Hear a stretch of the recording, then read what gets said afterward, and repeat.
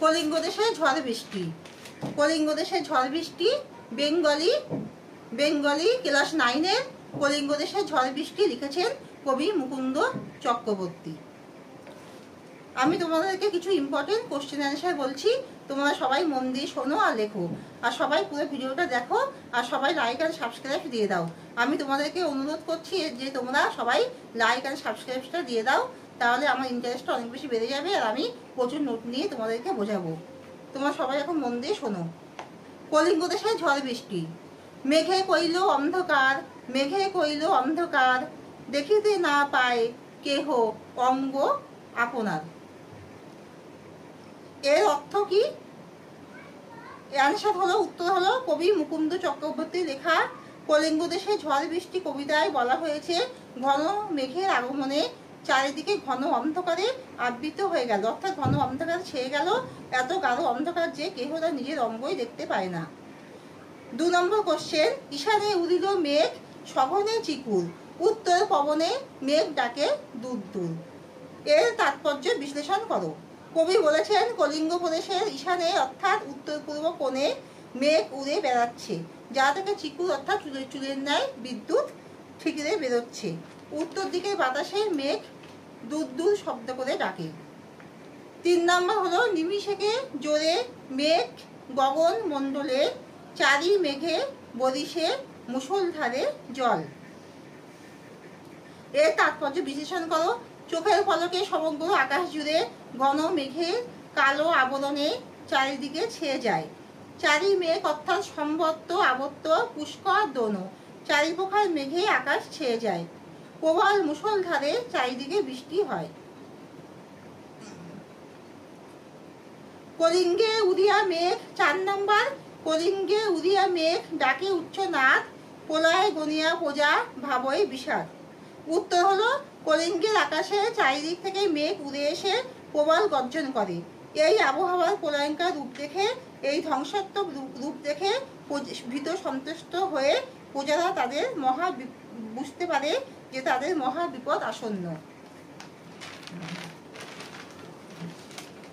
5 নম্বর, হুর হুর দূর দূর বহে ঘন ঝড়, বিপাকে ভবন ছাড়ি প্রজা দিল রথ। এর তাৎপর্য বিশ্লেষণ করো। হুর হুর দূর দূর শব্দে ঘন ঝড় বয়ে চলে, ফলে বিপদে পড়ে প্রজারা তাদের বাড়ি ছেড়ে পালিয়ে যায়। 6 নম্বর, ধুলে আচ্ছাদিত হইল যে ছিল হরিত, উল্টিয়া পরে শস্য। ধুলে আচ্ছাদিত হইল যে ছিল হরিত, ও উল্টিয়া পরে শস্য, প্রজা চমকিত। এর উত্তর হলো, এর তাৎপর্য বিশ্লেষণ করো। এর উত্তর হলো সবুজ গাছপালা ধুলায় আচ্ছাদিত হইল, ধুলাতে সকল সবুজ গাছপালা ঢাকা পড়ে যায়। শস্য ভাণ্ডার ঝড়ের প্রবল বেগে উল্টিয়া পড়ে, ঝড়ের এই বিধ্বংসী রূপ দেখে কলিঙ্গ দেশের প্রজারা চমকে গেল। 7, চারি মেঘে জল দেয় অষ্টগজ রাজ, সঘনে চিকুর পরে ব্যঙ্গ তরকাবাজ। উত্তর হলো কলিঙ্গ দেশে এত প্রবল জলধারা যেন মনে হচ্ছে 8টি হাতি দেবী চণ্ডীর নির্দেশে প্রবল জল ঢেলে প্রবল বাড়ি বর্ষণ করছে। চুলের ন্যায় বিদ্যুৎ চমকাচ্ছে, ব্যাঙের লাফের মতো করে যেমন ব্যাঙ এক স্থান থেকে অন্য স্থানে লাফিয়ে যায়, তেমন করে বাজ পড়ে। করি করো সমান বরিশে জলধারা, জলে মহি একাকার পথ হইল হারা। মহি মানে পৃথিবী। এর অর্থ হলো হাতি যেমন সুরে করে জল ঢালে, তেমন হাতি সুরে করে জল ঢালার মতো বাড়ি বর্ষণ হচ্ছে। প্রবল বাড়ি বর্ষণে মহি অর্থাৎ পৃথিবী জলে ডুবে চারিদিকে একাকার হয়ে গেছে, পথের অস্তিত্ব পাওয়া যাচ্ছে না, পথ জলে ডুবে গেছে। ঘন ঘন শুনি চারি মেঘের গর্জন, কারো কথা শুনিতে না পায় কোনো জন।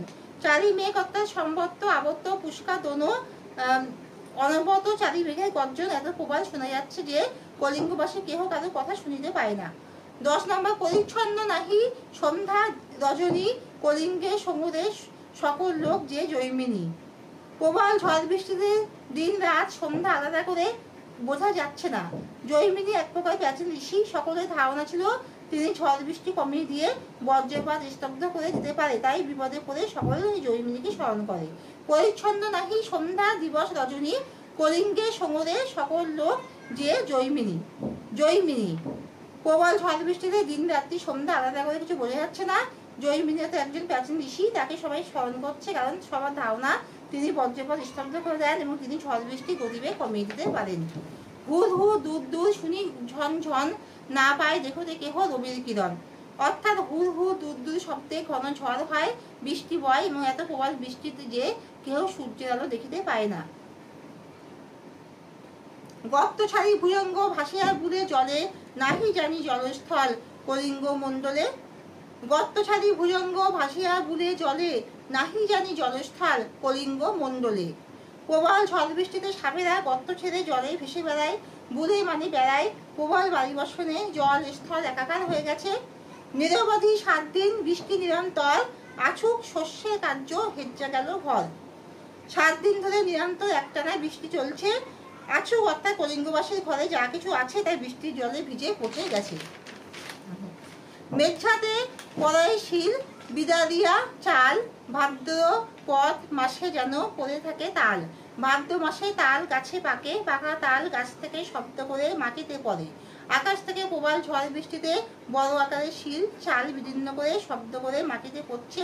কবি যা তাল পড়ার সাথে তুলনা করেছেন। এখানে শেষ করছি, তোমরা সবাই লাইক আর সাবস্ক্রাইব দাও।